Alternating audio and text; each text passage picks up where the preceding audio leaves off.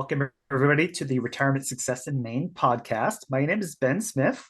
Allow me to introduce my co-host, the three-wood to my pitching wedge, Curtis Wister. How you doing today, Curtis? I'm doing well. I'm doing well. I don't know how I feel about the three wood. It's a struggle club for me these days, but I'll take it, I guess. Yeah, well, it's spring golf, so especially it's very difficult right now too. That's right. But I want to also, for those on video, you see kind of another person here.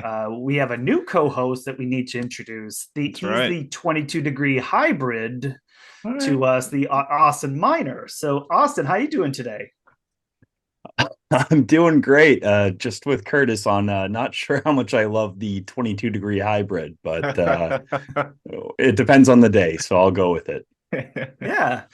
Well, Austin, so you joined our firm in March of this year. So you came way via Merrill Lynch and TD Ameritrade, and you're located in our Portland office. So we wanted to include you into our kind of our podcast craziness that we have That's right. here. And so listeners, we wanted to obviously if you join me in welcoming Austin as a co-host, we're really excited to have Austin here, and our colleague Abby is actually going to be stepping away. Mhm. She had three kiddos and two twins that she just delivered here a few months back, so she's going to be full-time mom here. That's And right. Austin is we're really excited about having join us. So Absolutely. that's our kind of our guidance point update today. But from a show perspective, one thing we wanted to do today was we want you to just kind of start out by closing your eyes and imagining the following. You're on a virtual meeting, looking at your face, hearing your voice, and you're thinking, hey, all of these three things are really just disconnected. You're having a bit of an out of body experience. You then notice you're having a pretty intense headache, and you start to see a white flashing light that is getting progressively brighter and brighter. And all of a sudden, your vision starts closing. Mhm. You call your primary care physician, and they ask if you've ever had a migraine, of which you reply, you've actually never had one in your life.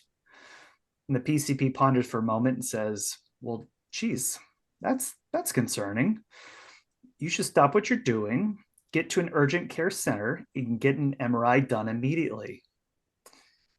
So you're sitting in a scan, and it takes a half hour to 45 minutes. And as you're being wheeled out, you catch a glimpse of the screen, and the scan wasn't right. You see a mass, a white mass. And the doctor comes in and says, we're really glad you came in today. Your heart sinks. The radiologist has confirmed that you have a tumor in your brain and is a 4 centimeter tumor. What a grim thought. The sound of that diagnosis doesn't come lightly to anyone's ears. So, how would this news change how you spend your days? What would you say to your spouse, to your kids, or your other loved ones? Would you think differently of your past experiences and relationships? How would you plan your life to maximize your time alive? So, this is exactly what happened to our next guest. And we'll talk to him about his current health, how he's been able to live focused on an optimistic future instead of dwelling in the past, and how to not live a life of comfortable complacency. Yeah, and Ben, as you just kind of teed up for me here, I just want to introduce our guest a little more here. And so our next guest is a brain cancer warrior. And after the successful removal of his tumor, decided to do something to shake up his daily routine. So, inspired by a best friend, he started an Instagram page at Culmination Point, and I'm going to stop right here and tell everyone to go give them a follow. Yep, So pause. pause right now. We'll stop talking for a few seconds, change apps, go to Instagram. Um, so he started an Instagram page at Culmination Point, which he posts regular messages about surviving brain cancer, trauma, and lessons learned about healing and growth. As a regional as a regional vice president for Nationwide Insurance, he understands the value of planning and is doing all he can as a husband and father of two girls to make every day count. His messages come from his experiences, his heart, and are the result of fighting through crisis and adversity. Prior to cancer, our guest grew up around divorce, depression, mental health issues, and anxiety that took many years to accept, unravel, and pull out the needed guideposts. So with that, please join me, everyone, in a warm welcoming of Chris Gathers to the Retirement Success in Maine podcast. Chris, thank you so much for coming on our show today. Thank you for having me. It's a great introduction. And sometimes when you hear your history repeated back, you're like, man, I need some kind of hybrid myself. I got to get this trouble. I need some kind of Hail Mary shot at this point. But yeah, it's a pleasure to be here. This whole experience, as anyone who's gone through it or seen someone go through it, is life perspective changing event. And it doesn't stop with just the diagnosis, right? It's an ongoing situation. So for me, what I've tried to do is turn this into a positive as early as I could after I accepted it and dealt with all the emotions that had me in turmoil for probably the first year. But it gave me the light to say, this is actually a gift, because it's providing me with a daily, as you said, guidepost, guardrails, however you want to say it, a wake-up call. If I feel myself drifting away from where I know I should be, with my family, with my career, with my friends, with blown conversation with strangers, if I get angry if somebody cuts me off, there are things that this automatically says. First of all, it could be a lot worse, right? You're still here. Second of all, is this really bringing me, inner peace? Is this bringing me value? And is it bringing the people around me value? Because I can't afford to leave anything on the table from a kindness standpoint or from a purpose standpoint. And I think it's the greatest gift that could have ever been given to me. Is that wake-up call. As you had mentioned, comfortable complacency is where I was at. And I can touch on that if you'd like, or we can go in whatever direction you'd like from here. Yeah, Chris. So so I think one thing, when we just kind of watching your Instagram page, and then, we have a mutual friend and connection, Matt Moran, who Matt came on our show as well, and talking about, his practice of gratitude, right? And one thing that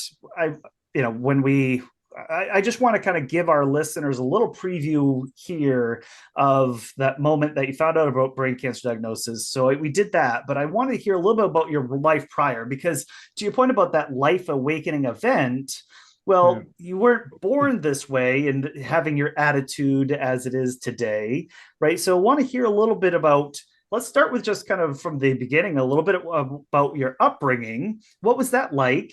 And how did that shape who you were in your relationships prior to your diagnosis? That is how much time do we have? Yeah, I mean, I'll give you the Cliff Notes version. I was raised by a mom that had chronic depression and anxiety issues. And back when she was born back in the 50s, and then they started to develop into the 60s and early 70s, mental health, it didn't even come close to existing in the current form, right? As far as awareness and treatments, and, it was kind of like, my grandparents always phrased it as her just being down a bit, but thank God we've come a long way with it. But that led to a lot of bad decisions, specifically around men in her life. So my father happened to be one of them, and they were too young. They got married when they were 19. She had me when she was 19.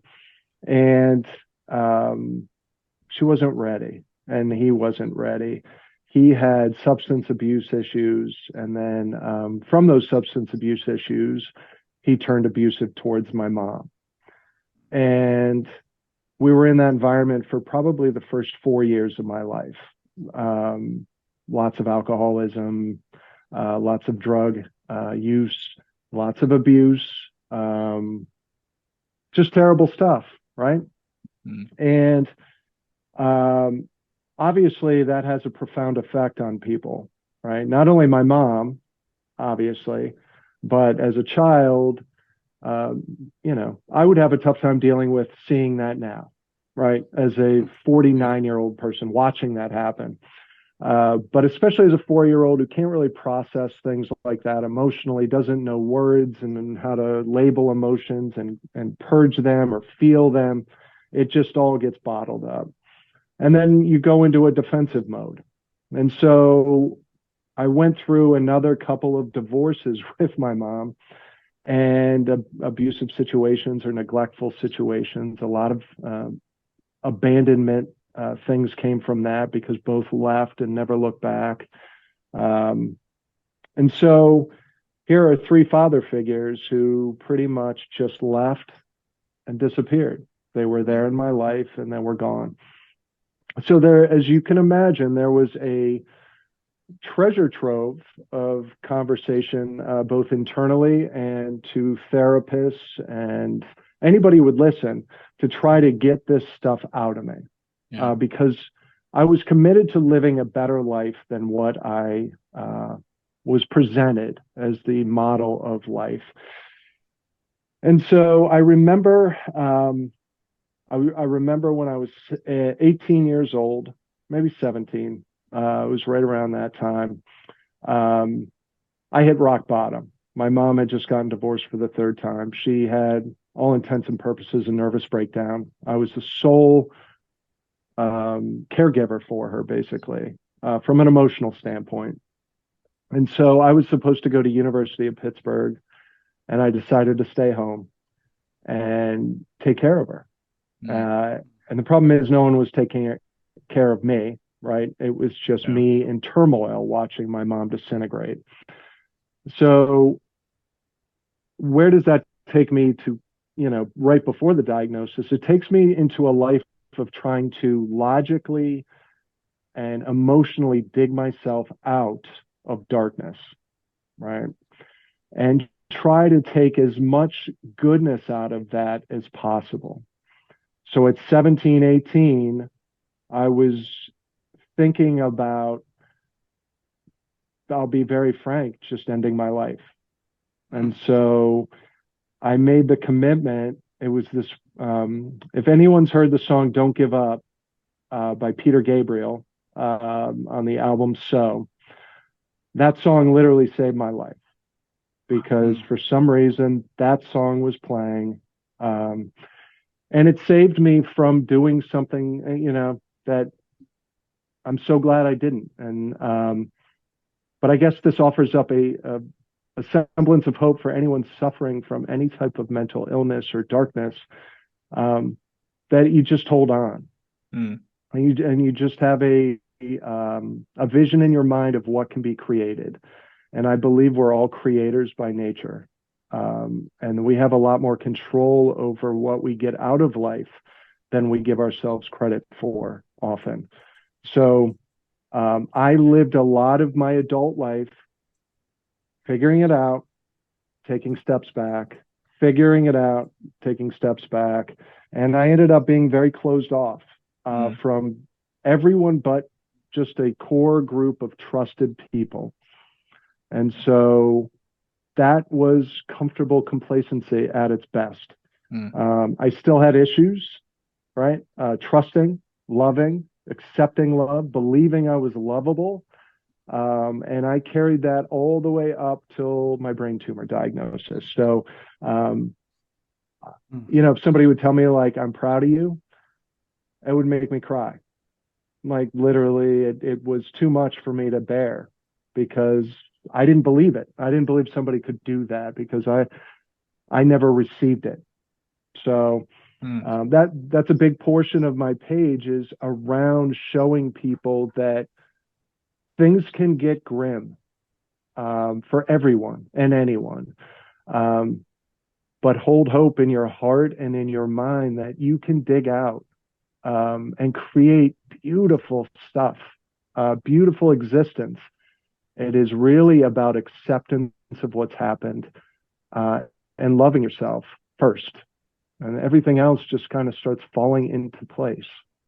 So, wow, that's a lot to deal with, especially at those ages. I can't imagine. And kind of fast forwarding to when you got the MRI scan, can you share with us a little bit about what your initial reaction to that news was like, and what yeah, the process was like to get, treatment to successfully remove the particular cancer?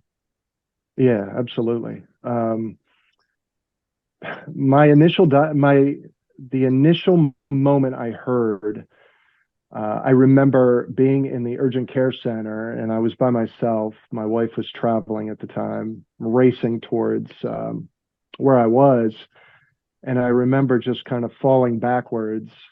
And it was a 45-degree angle the bed was set at, and looking up at the ceiling, and I could hear the doctor talking, and I didn't hear the doctor. I wasn't hearing what she was saying, and all I was thinking was, I'm just starting to like figure this whole thing out at 47.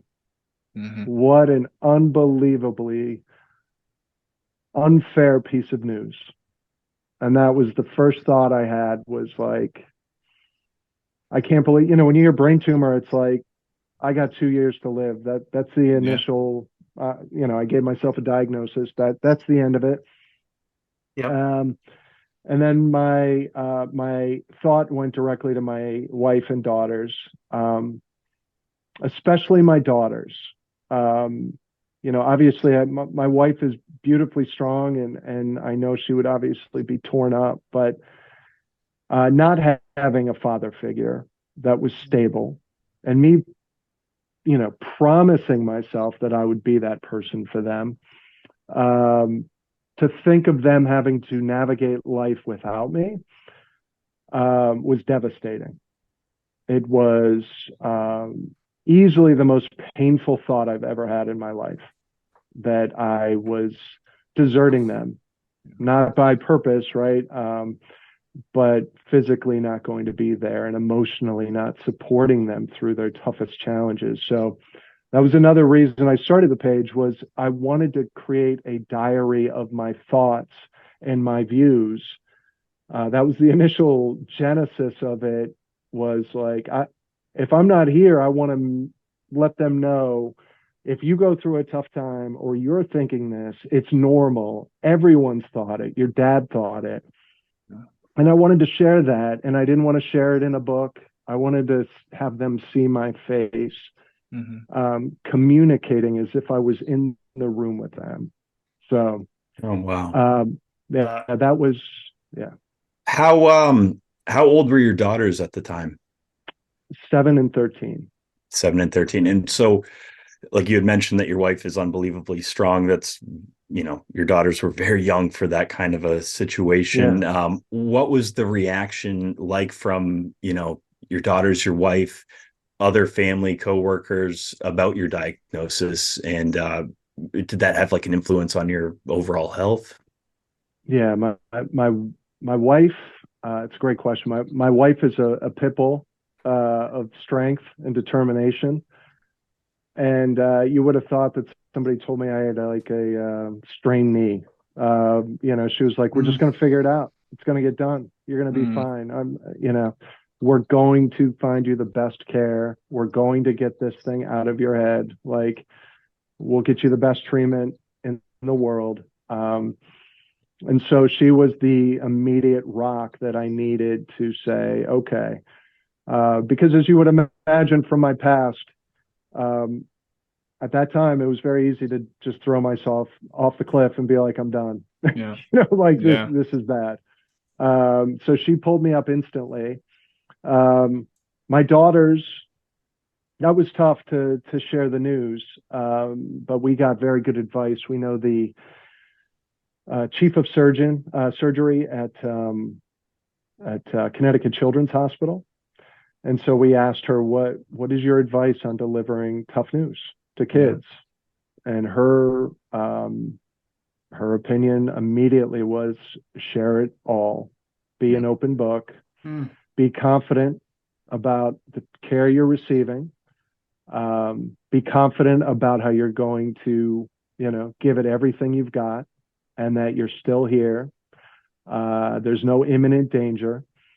And, her main point was that our thought of brain tumor is different than a child's thought of brain tumor. They haven't had experience with brain tumor, diagnosis around them.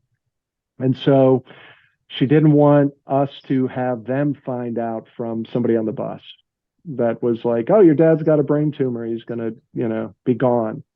So Right. it was a proactive approach that they accepted with tears and worry, as you would all imagine. Yeah. But it was the right move, because the transparency is where I think they found comfort in that openness and the strength we were exuding, that this was going to be fine.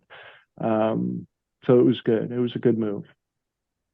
I want to keep going here, Chris, and just kind of talk about, and I'm sure this is a question that you could also probably answer with unlimited time, but the topic of I want to talk about how brain cancer has changed you. And I know we've touched on it a little bit to this point, but can you just talk about what the process was like for you to bring acceptance and peace into your life, right? And start living today differently than you ever had before? Yeah. It's a fantastic question. And there was no acceptance of my brain cancer diagnosis for a while. Yeah. I didn't want to say the words. I didn't want to hear the words. I said, I would always say, oh, they found a tumor, and people would say something like, oh, I'm sorry about your brain cancer. And I'd be like, instantly withdraw. And almost like, I don't have brain cancer. It didn't, there's a grieving process that I believe that if we are all to move on from these situations, it needs to be gone through. And so I committed to myself, instead of bottling up the emotions or, using some coping mechanism that was taking my eye away from this, I was going to dive in and I was going to feel everything, because to me, now I had a time clock that was ticking down. And I said, if I feel like crying all day, just going to cry all day. If I feel like laughing all day, or, being angry, or, just sleeping all day, whatever I went through, there was an acceptance that over time came to be, because I knew in my heart of hearts that this happened for me to finally see the light. And the light is that I wanted to do bigger, more important things. I wanted to love more. I wanted to accept love more. I wanted to be compassionate and caring towards everyone, instead of just a small group that I felt safe in. And so I knew the only way to do that was to dive deep. And so, with all the tears, as you would imagine, that all brings up not just the cancer diagnosis, but then stuff that I had never dealt with, pain that I had never felt, a feeling of, I went back and visited myself in a lot of different ways as a kid, and had empathy for that, for me back then, finally. Instead of just being able to say oh, it was terrible, it happened, and cried out. Once I went back and thought that, man, I finally just came to peace with comforting myself and knowing that I've got a tough road ahead. I've got to learn how to be kinder and more self-compassionate and loving of myself. And when I need help, I've got to learn how to ask for help, instead of just thinking I can do it all on my own. And I know a lot of people can probably relate to that, especially people that have been through a lot. You become very self-reliant and independent, and that's a beautiful thing for a lot of stuff. It's an absolutely limiting thing for many other things, and especially around loving and accepting it. It can be tough. So I wanted to clean the table. I wanted to clean the slate and say, because the one thing back to that hospital bed, I said to myself, and I would recommend anyone go through this exercise a lot. It's to say, if I was given 2 years, and I then picture yourself 2 years later sitting on that same bed and you're getting your final rites. Shame on all of us if we don't live those 2 years the best of our ability, if we don't make the most of those 2 years. Yep. And for some reason, it escaped me that we were all going to die at some point. Until that moment, I thought, well, it'll just happen at some point. And this was like, I'm going to stamp it that I'm not going to be, I can't change the regret I feel from the past. I can accept it as mistakes I made. But moving forward now, I got to go big. I got to live the best life I can. I got to be as joyful as I can and love the people and accept love back. And if I don't do that, then man, that's on me. I have no one to blame. Wow. So, and Chris, and Chris, I know that's something that kind of came up on when we had our kind of pre-show chat, right? Is this whole concept of that how really not to live a life of comfortable complacency, which is what wanted to be the theme here today. Because I think for our listeners out here, it's like when you described kind of being the kind of self-reliant and being independent and, hey, I take a lot of pride in not asking for help and being strong. And it just, I think for when we work with our clients, especially as they enter retirement, is they have that shield up, right? They have the armor on and I'm strong and everything's fine. And the life I'm going to have is, it'll be okay. And it's which we're kind of wanting to break and kind of hammer and chisel through the armor a little bit. It's like, let's talk about all of the, not just kind of what you're saying here is that almost if I had that 2 years to live, what would I want my life to look like? Let's live with the intentionality, right? And kind of break out of the comfortable complacency part of like, life is fine. It's we asked the happiness scale that Curtis and I had a guest on, and rate your life from a 0 to 100, and 100's the happiness. It's this, right? And I think that's what we wanted to ask you, kind of just kick off the questions of comfortable complacency and how not to live that way. Can you just define in your kind of in your life what you were how you were finding yourself in a state of comfortable complacency and what it means to you? And then again, how I think we know how you broke out, but I think understanding that piece of it and kind of that cycle of being there. Could you just define that a little bit? Absolutely. It's a great question. Comfortable complacency to me was going hour to hour, day to day, week to week, month to month, year to year, with no self-awareness of, am I actually living my life to the fullest, right? Am I actually making the most of my opportunity here? And this whole thought of like, I'll do it tomorrow, or I'll make that call next week that I've been putting off, or, I'm kind of rushed right now. Maybe I won't do that apology that I was supposed to do, that I've been meaning to do to somebody, for somebody. Those are the things. It's this malaise that we all get because we have technology, right? We'll find ourselves on a whole afternoon just kicking through, Facebook, Instagram, the news, whatever your thing is. Hey, listen, I'm guilty of it. Everybody's guilty of it. But also, there's also this thing that we have to stop and pause and understand that rushing to the next thing and getting in rhythms of unhealthy behaviors, because, if something was bothering me, I'd call up a friend. We'd be like, let's go meet for happy hour. Like, and, I still do that, but there's a different intention to it now. It's because I want to hang out and just have a good time with friends. And Um, I think too much in the past, I would just, if I felt uncomfortable, I would make instant comfort, Yeah. right? I'd find a way to get out of that raw emotional state. And I think our society right now, especially on places like Instagram or Facebook, everyone's best foot forward. Everyone's saying, I've got it. Everyone's saying, I'm the first one to get up and I'm the last one to go to bed. And it's like I'm powering through it. And you're like, all right, that's fine. But how are your relationships? Yeah. How are you fulfilled with what you're doing?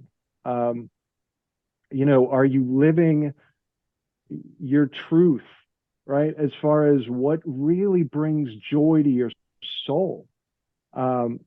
And it's funny with this whole endeavor that I'm doing, and I'm sitting here on a podcast talking about this, which just shows you in action, right? Things just start to open up. And I think people overcomplicate how easy it is to live the life they want to live. And I'm not talking financially only. That's almost first. I actually think the financial life is actually harder to do than just living your truth as far as how you treat people, relationships, communication. And I think we overcomplicate things. And so the comfortable complacency is just kind of kicking the can down the road. And yeah, it's in the back of my mind. I should probably do something about it. I should probably take somebody up on an offer that I know would bring me a lot of joy, but I'm fearful. And to me, those are the biggest thing that used to hold me back is just fear. And so courage, right? There is no absence. It's that old saying, there's no absence. Courage doesn't happen without fear. So stepping through that fear, all it takes is a step forward. And all of a sudden you forget. It's like going to the gym. You're like hemming and hawing. Should I go to the gym? Oh, I'm going to go to the gym. And you forget, oh, I'm not going to the gym. And then you find yourself at the gym within the first set of whatever you're doing, or the first 10 pedals on the bike, you've forgotten that whole thing. Yeah. So my thing with comfortable complacency is just break out of it. Do the things you want to do, because you'll never regret it. There's no regret with it. You're never going to look back and be like, man, I took that on, that huge challenge that I've always wanted to do. Okay, like maybe I failed, but I did it. Yeah. Right? That's the key. So yeah, I hope that's what you're Chris, I have yeah. Oh, I'm sorry. I kind of following up on that. So you said, just breaking out of comfortable complacency is kind of what you would end as far as a simple point to change that cycle. A theme I've heard you talk a lot about, kind of sprinkled around this conversation as well, is the act of being present. And so I think if you ask anyone on the street, if they're present, they kind of get dismissive and just say, yeah, of course I am. But, you talk about before your diagnosis, you were always trying to control outcomes and experiences, and you were defensive due to your past, closed off. What advice would you give about how opening up will allow us to experience a new level of present? Yeah. I know it's not easy. I lived 47 years not present.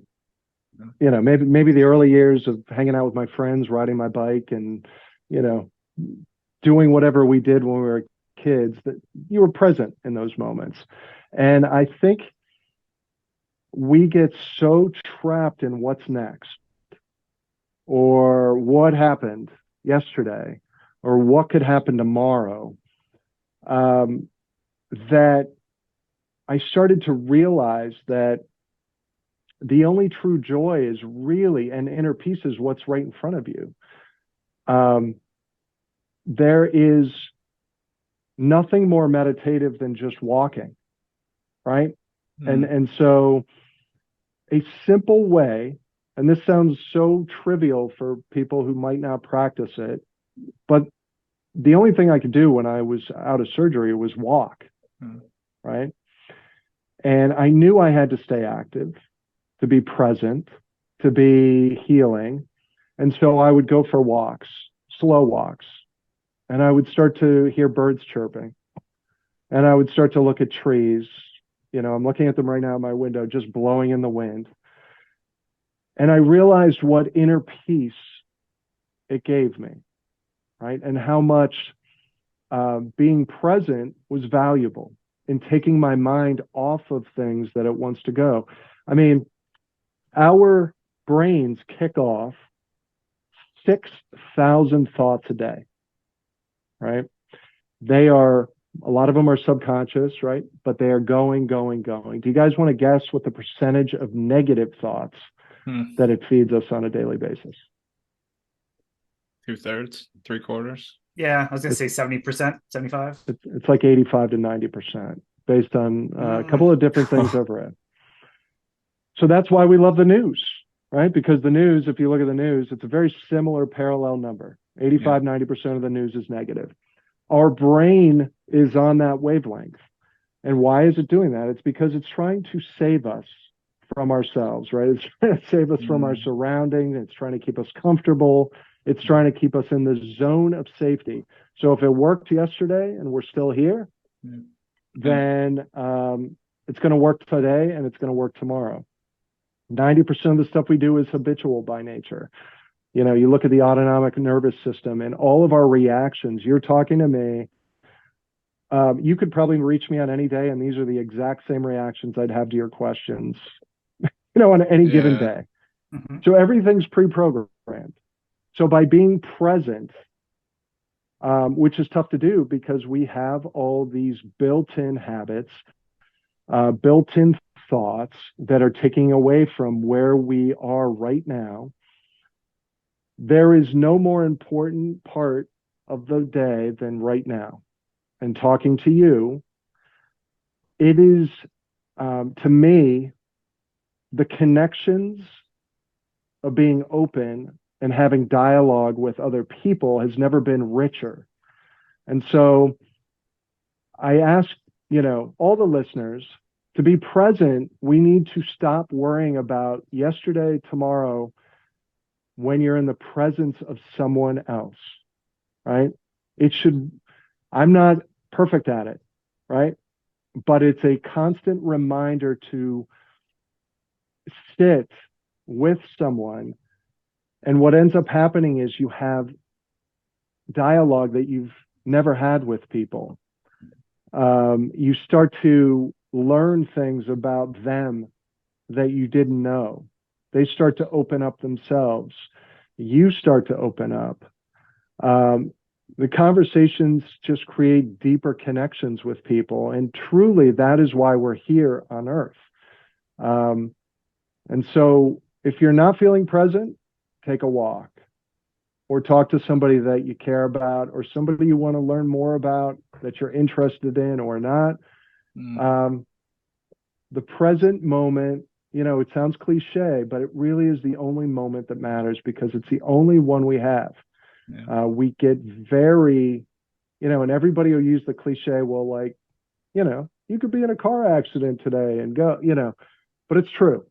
Yeah. We could all be gone in a moment. So I think cherishing the moment is key. I don't think there's an easy answer to it. It's a practice thing. Yeah, man, I could just have a whole conversation. I think we could do a whole podcast, I think, about being present. And I know that's something I work on kind of individually as well. But I do want to keep going, Chris. And I want to talk about a recent post you had on your Culmination Point page. And I'm going to share a couple quotes with everyone. So one is, our past happened to us, but it doesn't define us. You posted that. And another part of that post was, when we allow our pain to define us, we strip away our power and end up falling into the place of looking at life through the lens of victimhood. So I know I think everyone here, Ben and Austin, agree with me. There's a lot of truth to what you said there, and life transitions allow us to reevaluate our lives through new lenses. And I think a lens that or an example that Ben Austin and I see a lot in the work we do is, we see many people as they approach their new beginning, right? And in our examples, new beginning may be retirement, and they have these beginnings, but they're so hurt by how they perceive what they perceive as mistreatment by their employer, say, throughout their whole career. And they don't see this freedom that's about to happen in their new life, but instead they just focus on the resentment towards the past.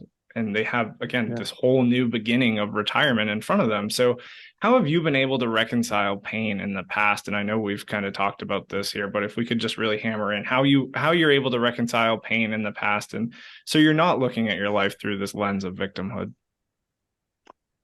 I love the setup for this. I love my pain that I went through. I don't know how else to say it. Mm-hmm. Why would somebody love their pain?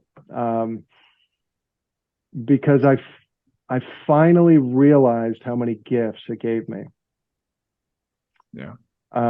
It gave me empathy. It gave me compassion. It gave me strength. It gave me an appreciation for relationships that work, that are good.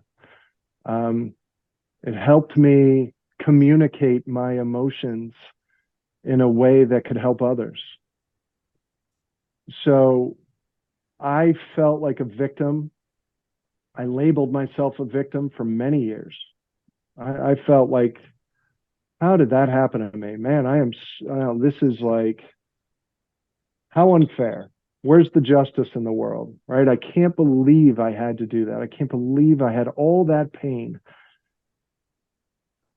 And then I remember walking into my neurosurgeon's office, and she said, I love how you're approaching this. You're just so positive about it. And you have this strength. And that's what you need to face this.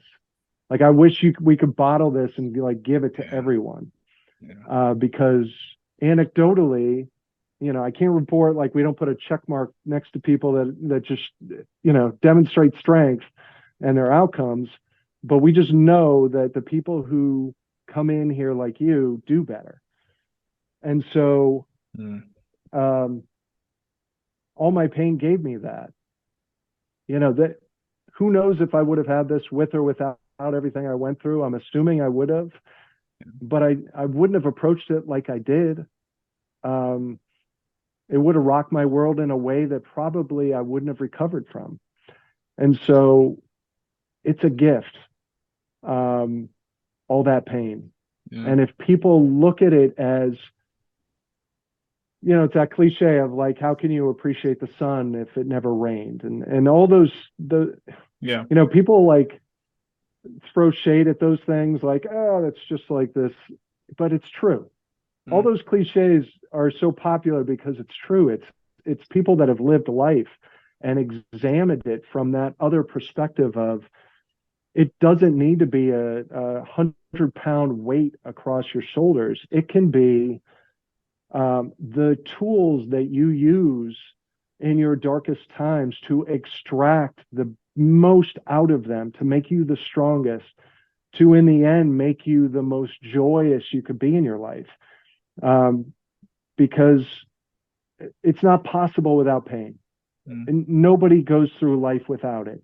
And nobody goes through life without suffering. And so if you realize that no one's alone, and it's just as difficult to look at it my way as it is to look at it the other way, what choice would everybody make? You have to understand, it's not easy to take a brain cancer diagnosis and be like, this is great news, this is a gift. It takes time, work, effort, and pain to get there. Just like anyone who's taken something terrible that's happened to them and turned it into gold, right? So you have two choices, two paths. It's that easy. You can take what's happened to you and extract the strength and move forward in a brighter, more positive way, or you can just sit in it. And I don't look down on either side. I get both, because I've had periods of time where I've sat in it. And sometimes you have to sit in it for a while.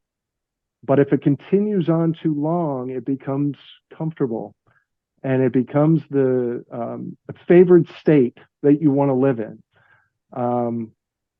Which, when this happened to me, kicked me out of that state forever, because the clock was on. Yeah. So yeah, that's my thought on that, on pain. And Chris, I just want to react to that because just kind of hearing that is, again, you have to have the appreciation for all that to get to where you are, to have that outlook and have that opinion, because no one's just always positive, right? No one's always just appreciative, and kind of you have to have that active mindset all the time. And just to share myself is, like a lot of, kind of, I'm a kid from a rural town where there was not a whole lot of aspiration to college, and so I go to college, and it's like people said you can't achieve that, and I was using that as the anger that people would tell me I couldn't do something to then go do it. But what I found was I was always in a state of anger to accomplish something. No. Right. And by being angry all the time, and it kept going, well, it's like now I have to always be angry at something.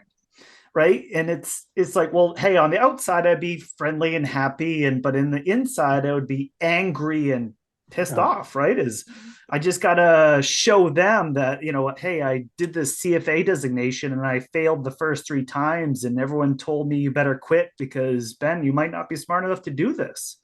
You probably can't achieve that. So maybe you should try something easier, Ben.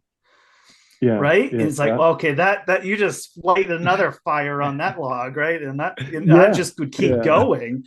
And to the point of like, well, I'm going to the point of the comfortable complacency. It was like, that was mine, right? Mine was being angry. Yes. And here I'd go with my relationship, and I would be angry everywhere, and I'd find ways to get angry at my spouse. I'd get angry at lots of things. And I had to work on, I need to change. I need to be present. I need to work on being grateful and happy for, I don't need to prove everybody else wrong. I need to prove myself right. Yeah. Yeah. Right? I love that. So that's where, for me, and Curtis has heard me say this about like going to Disney, and I'd be angry about Disney because we'd spend a lot of money, and like, well, this is money, money, money, and we're accumulating things and accumulating a lifestyle. And I had to get over that to say, no, we're investing in our life and our happiness and memories together, and being present together and doing the things we want to do together. So I shared that with the setup of the question here is, obviously if we're comfortably complacent, we have old habits and behaviors that need to actively move towards the life we want. Right. So, and we hear, of course, to make habits, you have to do 21 days to make a new habit. And sometimes things are hardwired in. But how have you kind of, again, pulling yourself out of, here's your lifetime of emotions and kind of thinking through things to build this act of being present, to get through just complacency of what you were, to go where you want to be today? How did you kind of work through that? That takes a huge amount of commitment. And the commitment, going back to what you just talked about, the fuel, what is the fuel? Right? So if the fuel is acting out of anger, that is destructive, if that's your fuel, right? And I had that. I actually, that's how I got successful in business, was if I didn't do something, I'd get angry at myself or at somebody else, if something didn't go my way. And I remember yelling at myself, like, you can do better than this. There was that, and I see a lot of that on social media, of like this anger thrusting people forward. And while that works for a while, I think there's a much cleaner fuel to use, right? And that fuel is love and purpose, right? So if you keep everything being fueled by that purpose or that love of something or someone, you become consistent and you have an intention on a daily basis that is in line with your purpose-filled life. And so that's not a foolproof system. Just as like using anger is like every day you're going to get it right. And I think what ends up happening, and I can only speak for myself and close friends, is that you get sidetracked and then it's gone. But if it's based on something that is undeniably perfect, which is treating other people with love, kindness, and providing for them or providing good to the world, like you're all doing by doing stuff like this, you didn't like dread this podcast. You weren't sitting there thinking like, oh man, I gotta do this podcast. Like when I knew I had this, I wasn't thinking like, I can't believe I have to do this. Yeah. So those are the things. It's like, I'm not saying everybody starts a podcast, starts an IG page, but there's something that can be your fuel, whatever it is, for the things you might have to do and the things that you want to do, that you start to use that to move forward step by step. And it's that whole, that Kobe Bryant thing, right? Where he was talking about shooting jump shots or like going to the gym an hour earlier than everybody. He'd get up at 5 a.m. And it's like, it doesn't add up until 5 years later, when the difference between what he was, that 1 hour every day made him, undeniably one of the best basketball players of all time. And so it's that incremental work that needs to be fueled by something bigger than us, right? And that's how you break out of it. That's how you don't mind doing it. You don't mind putting in the work. You don't mind feeling the pain of the process. There are times I'd be holding my camera, shooting videos where I'm like, what am I doing? Like, this is the wackiest thing to be doing this. Nobody cares. Nobody wants to see this. Nobody thinks I provide value. And I kept saying, that gives me even more reason to post, because I know this is going to make a difference for somebody. And that's why I'm doing it. Even if it just reached one person today. And so that was my fuel. It was kindness of heart. And so to me, while for some listeners that might be like, well, I want to do a business, or if you love what you're doing, just do it. Yeah. Get going. There's no, but do it out of the right fuel. It's not to prove somebody wrong or to, because I never went to college. I would be like, I'm gonna get, I'm gonna make money. I'm gonna go and do a bunch of great stuff in my life, and I'm gonna be like, when somebody says, what college did you go to? I'll be like, it doesn't even matter. That was my whole attitude. Look at what I'm doing right now. Yeah. And after a while, you start driving nice cars and you start having nice things, and then you realize it's all empty. None of it matters. Yep. Because nobody's paying attention to you, because they're paying attention to themselves. Yep. And so it became very shallow and unsatisfying. But I can just speak for, like, I see all the nodding of the heads. What you're all doing, this is satisfying. You helping clients and seeing them reach their goals and their futures are attained that they dreamed of. That's satisfaction. That's a beautiful thing. So do more of that. Do things that bring you that, right? Yeah.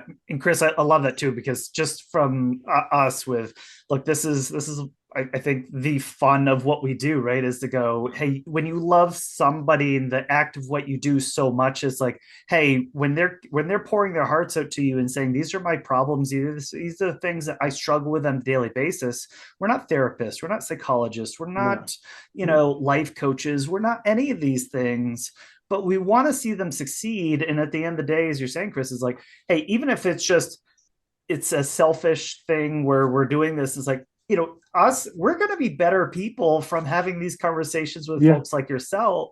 Just, and I was like, Likewise. Yeah. that's the thing of, there's so many triple bottom lines that are happening here. And again, what's been pretty awesome over the 80 plus shows that we've done is you get that feedback and you hear that people go, hey, I went for a walk with my husband and we each share an AirPod and we go through this and we heard that episode that you talked about this.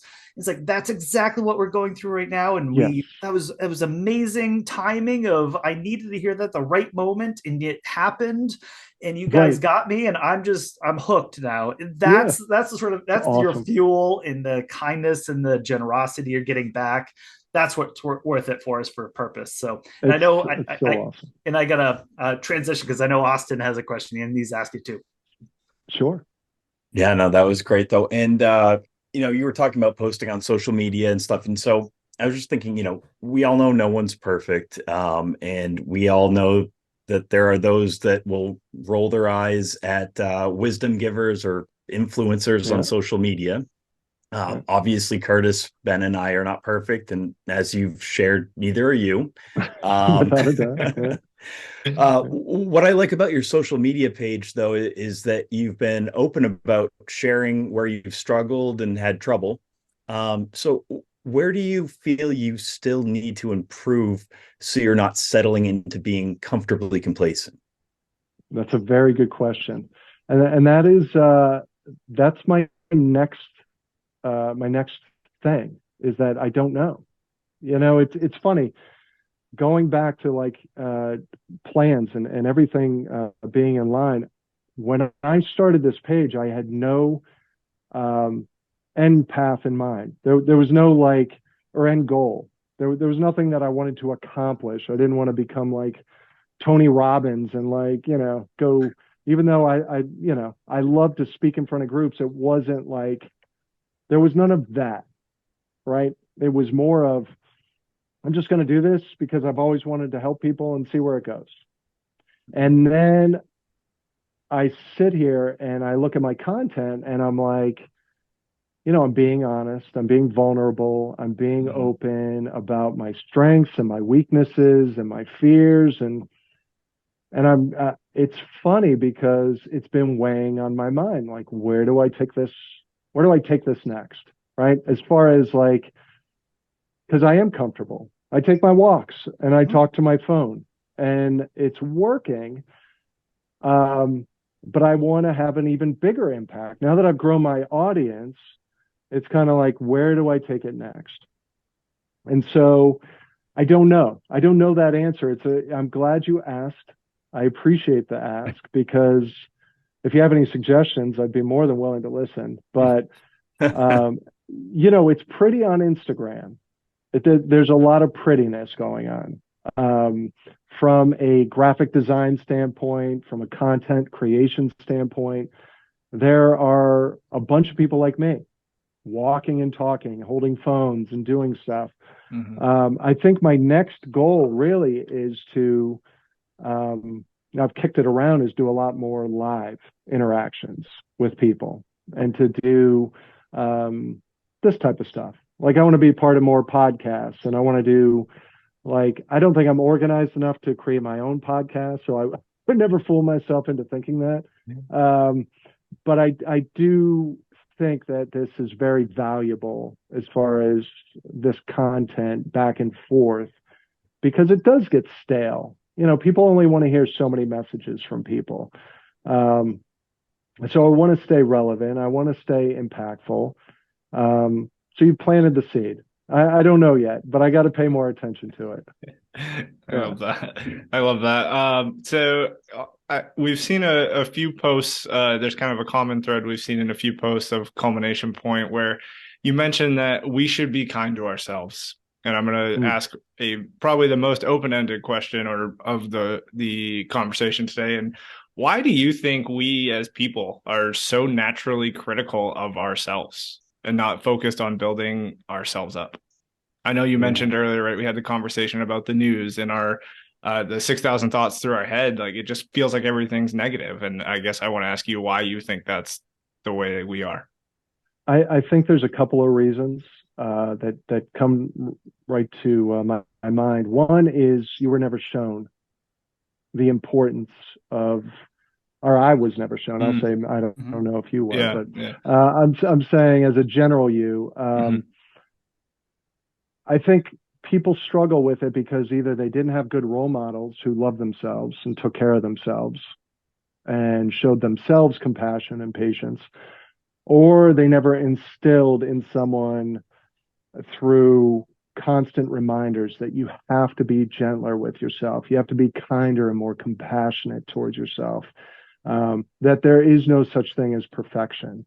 And I think as a society, comparison is one of the biggest roots of evil in our world, because we could take somebody who is, I saw somebody post the other day, and they were very honest. They said they had posted something. It's a big influencer.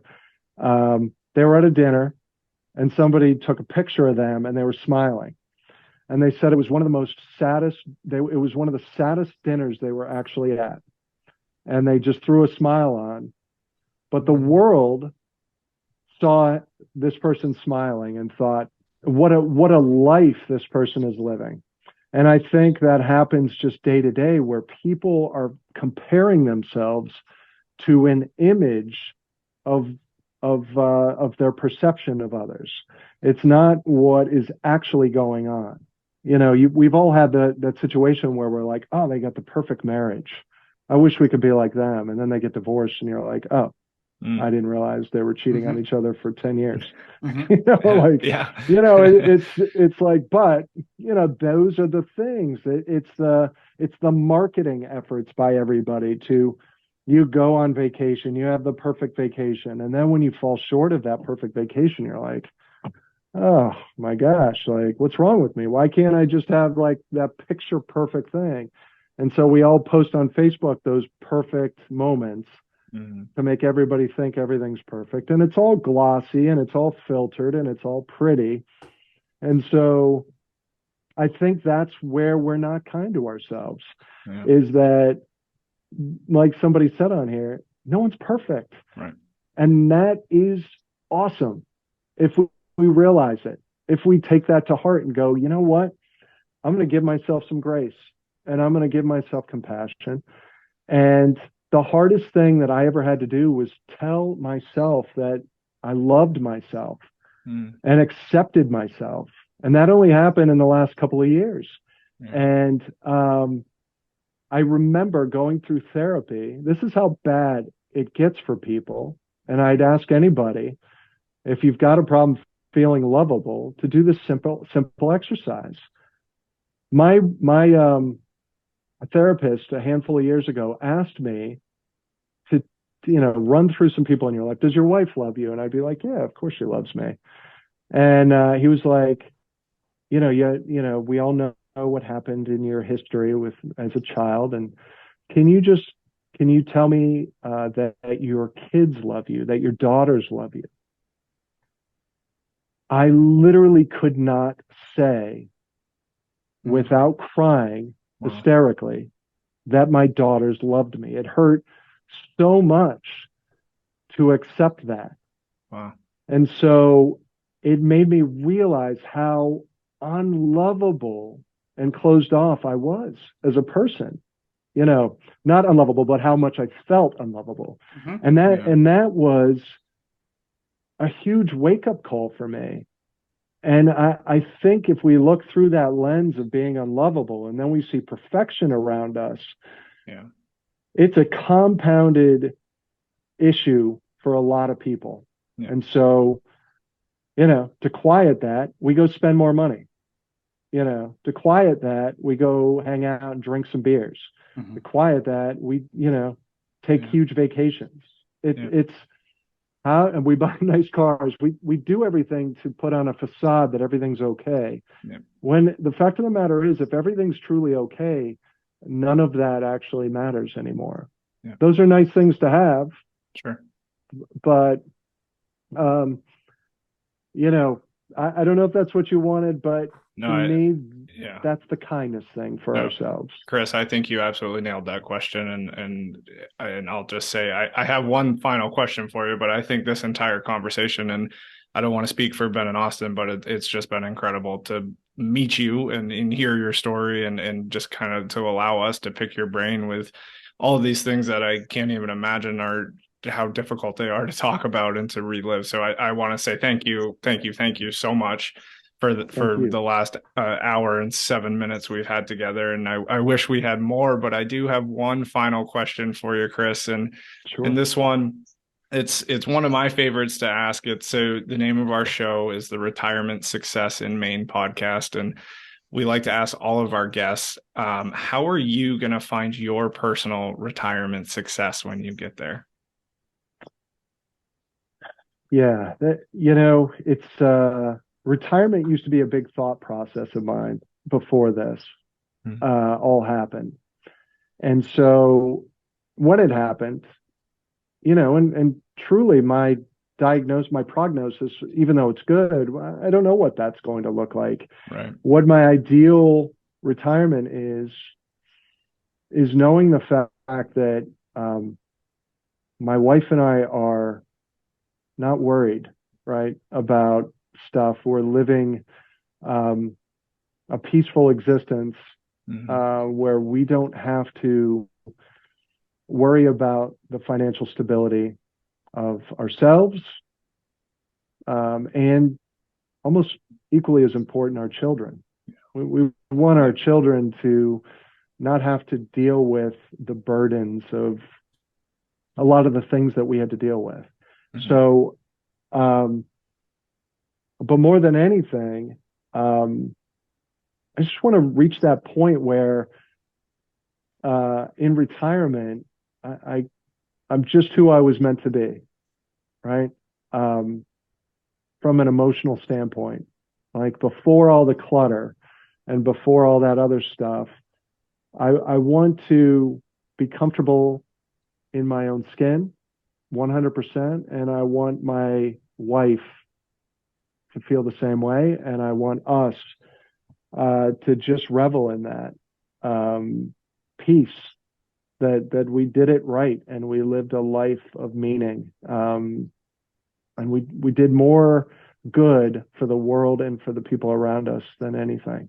So those, I don't know what that necessarily means financially, but I know I'll be happy if those things come true. Awesome. So, Chris, thank you so much for coming on our show. Again, my pleasure. As Curtis said, sharing your story, sharing your thoughts with us, be able to kind of rat-a-tat-tat back and forth is pretty fun, and to kind of go through it together. And again, these are things that I know is just going to be in our heads for the next several months as we kind of think about our lives. So thank you again for coming on the show. I'd love to maybe, and we'll get down the road a little bit, and love to check in with you because again, I think as we all are on our own walks and trying to figure out who our kind of highest purpose is, I think that's an ever evolving thing, and love to check in with you another time. So if you're up for it, love to have you do that. That would be an honor. Yeah, I thoroughly enjoyed the conversation. Obviously, you're like-minded people, and I admire all that you do.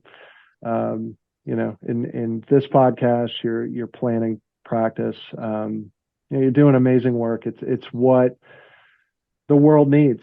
There's a lot of trepidation and other fears in the world right now, and it's good to have guiding forces like you to help out. So, likewise, Chris. Yeah, so, Chris. Thank you. Thank you so much, Chris. Be well, and we'll talk to you soon. Excellent. Thank you so much. You got it. So, Chris gathers again from Nationwide Insurance by day, and obviously kind of going through a lot of things in terms of personal health and discovery and purpose. And so again, kind of when I saw that our friend Matt Moran interviewed him on his podcast with Gratitude Matt, I was just like, man, this guy, I gotta check more out of. So when we saw the Instagram post, and it's like, I think there's something really aligned here. So I was really excited when Chris said that he was willing and open to do a show with us. Absolutely. So hopefully you out there got as much as we did out of it today. Again, there's a lot to unpack. This might even be a multiple listen show for us here. Might go back and kind of hear a little bit more of what Chris is talking about. But again, thank you so much for checking out our show today. This is episode 62, 82, sorry, 82. So 82. And so you can check out more of Chris's culmination point page, our show notes, more there if you go to blog.guidancepointllc.com/82 for 82. Yep. And you can kind of check all that out there. Again, in Austin, thanks for joining us today as first time co-host. So thanks for having me. This has been fun. So obviously out there, we're going to put Austin's contact info on that blog as well, so you can check that out and make sure if you want to drop Austin a line, you're more than welcome to do that. But we really appreciate your listenership, tuning in, and we will catch you next time.